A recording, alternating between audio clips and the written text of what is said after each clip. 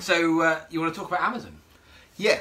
So Amazon is a thing that we all know, I do. and a massive company. Yes. And one of the leaders of pretty much any industry in terms of size, right? And one of the best features that they've done is wish lists, right? So they've created a thing where all their customers tell them what they want to buy from that company.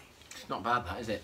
I mean, Not bad. Alarmingly simple. Alarmingly simple. Just gone, dude, just make a listing. People will fill it with the stuff that we have to sell them, and then we just market the stuff that they've put in their list. They've told us they want to them, and people will buy it.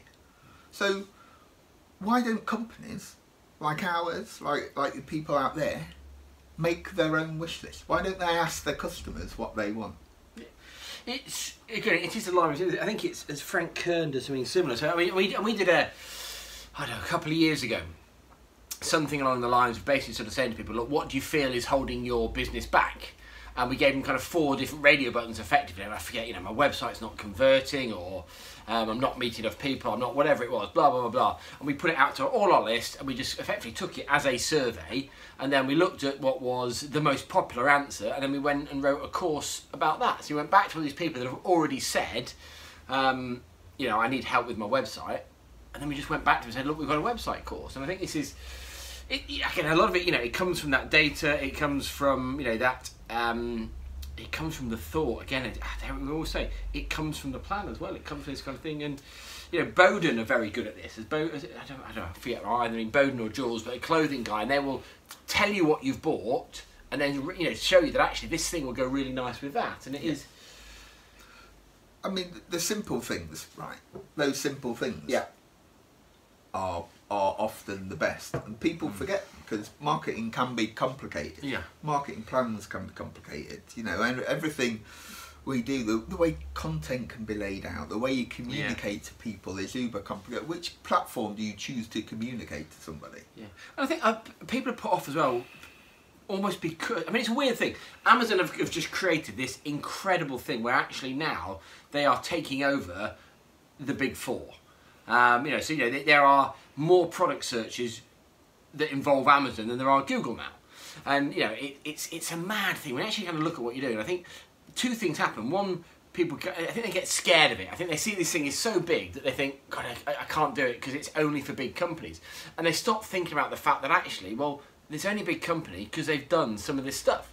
And this isn't about, I think the kind of the bigger picture here is it's not about being the big company. It's well, actually, go and look for people who are doing things that is working. You know, even in the simplest level, you know, dare I say it, wrong way to look at it, but who's driving the biggest car? Who's the person going on holidays? Who's, you know, who's got more staff? Who's whatever he's got. If that's what you want to be in that world, you want a bigger company, go and find out what they're doing. And it is weird because no one else is doing a wish list. I'm sure there are loads of people, but actually I can't think of any people that kind of immediately come to mind. I don't know anyone. And particularly in that kind of that levels down business, no one's doing that yet. It's a thing behind the growth of one of the biggest businesses kind of the world has ever seen. And you know, Tesco did this really well. Tesco with their club card, when that kind of came out, you know, you had this ability, and I'm sure you still do, to basically just click one button of add favourites to basket. It's made it so easy to spend money.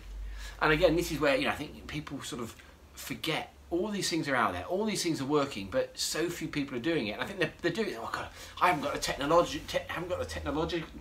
Technology. Yes, none of that. I haven't got the technology to do this, but that's. I don't know if we can we swear on these or not. Don't know. Sure. It's not a good. That's not true. It's not about having. It's doing exactly what we did. Email these people, ask them what they want, and then see if you can sell it to them. And you know, in a concept, that's as simple as it gets. You know, find out all the people that aren't buying from you. Ask them which of their bits do they wish they did have. You know, particularly if you're a premium brand or you've got people that can't afford you, go and ask them. Go and find out. Go and, as ever, go and speak to the people and work it out. But yeah, that's it. It is crazy that more people aren't at least thinking about how they can find out what their customers want and then going back to sell it to them. I mean, that's it. If there's any takeaway from this video, do that. Ask customers what they think about it. Get them to make you a wish list of what your company did or sold or served them, and the other big lesson from Amazon is the one-click upsell. Customers who Ah. bought this Yeah. also bought this. Yeah. Find that version for your company and then be more Amazon. Yeah. And do it at one-click upsell. Do it at the point of purchase. As you're doing it there, and they're card out, they're all excited, their endorphins are going mad. Perry Belcher did a brilliant talk about kind of, you know, bodily chemicals and purchasing, and absolutely fascinating. It must be on YouTube somewhere, but you know, that's the point where to do it. And it's not a smash and grab thing. It's not a real kind of sales. It's well, just before you go, do you want this? And again, it's the oldest thing of the time. We have something where you can get hold of a book, and we offer you the chance to get something else. And as ever, 20% of the people spend a bit more, and it's super, super profitable. We had Colin Bradford from Magical Maths come and talk at Game Changers this year, and like 30% of his profit, I think perhaps some more, comes from just this one question, this thing that says, do you want X?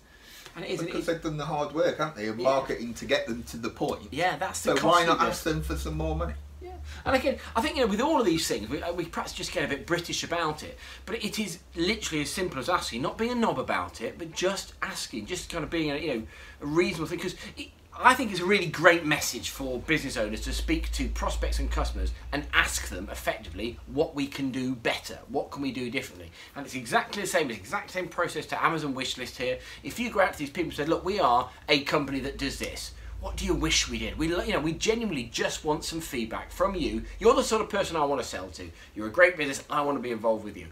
What can we do better? What are we doing wrong? And find out, and then sell the thing, because that will tell you, it's exactly the same concept of vision. That will tell you what these people want, and as such, what you need to sell, but you're selling it to people that you know already want the thing that you're going to sell. Simple.